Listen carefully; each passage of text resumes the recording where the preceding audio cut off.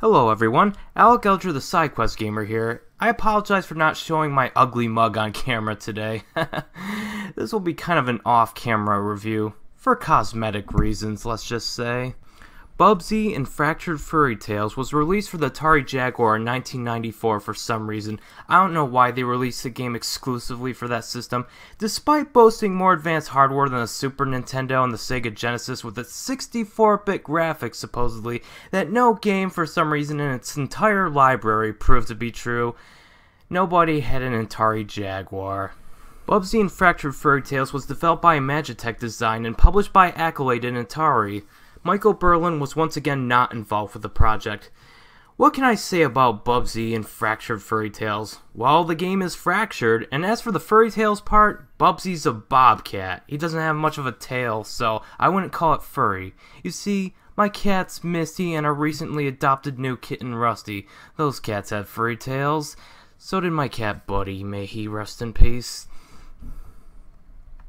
Bubsy doesn't, and because regular cats need their tails to balance, that would explain why the controls suck, like the previous two games. The jumps are so awkward and the hit detection is so awful when hopping on enemies. Like, I hopped on a bee's stinger and it died instead of me, while even if there was a slight space, an enemy or projectile would get me when I'd least expect it. One thing I notice about the game is that it plays exactly like Bubsy 1, and even returns a one hit and you're dead mechanic. Great. At least the camera is zoomed out a little more, but enemy placement is still cheap, but since it plays like Bubsy 1, the non-respawning enemies also makes a return, meaning if you kill it, they won't respawn even after you die. The graphics are exactly like Bubsy 1's, except with a slightly smoother frame rate, but still bad, especially since the Atari Jaguar had games like Rayman that had amazing graphics and an ultra-smooth frame rate. But the thing that bothers me is that this is a sequel on a more advanced system, so I would have imagined that they would have made more of an effort to improve the graphics and frame rate, and the level design isn't that much better. Basically, take the worst part of Bubsy 1's careless platform and enemy placement with Bubsy 2's rat maze levels, and you get this game's level design. The levels are really long and you'll find yourself getting lost. A lot. There are 15 total levels in this game, each with a fairy tale theme, which makes this game the second longest in the series, but you'll be lucky to get past the first level, and things really don't get much better from there. What's the story of the game?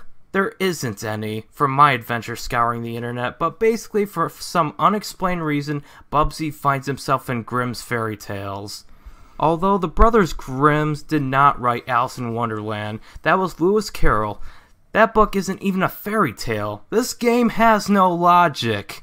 There's also a level called 2000 Leagues Under the Sea, which again isn't a fairy tale. That was based off 20,000 Leagues Under the Sea written by Jules Verne in the 1800s.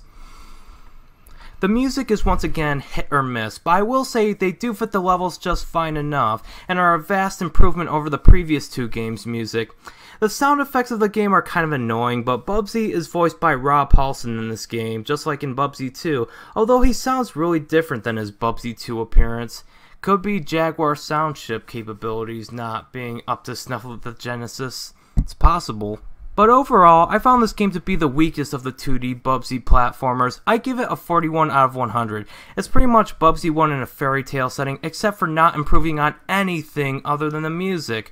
The level design's not that good, the music is decent, the graphics are decent but don't exactly challenge the Jaguar's 64-bit capabilities, and the gameplay is very frustrating. I would not recommend this game to anybody. Not even Bubsy fans, the few that are out there.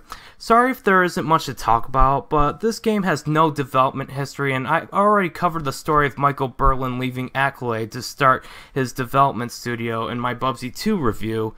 But next time, I have a massive review of the bane of my existence. Berlin returns to work on the next game we're going to review, which is one of the worst games ever made.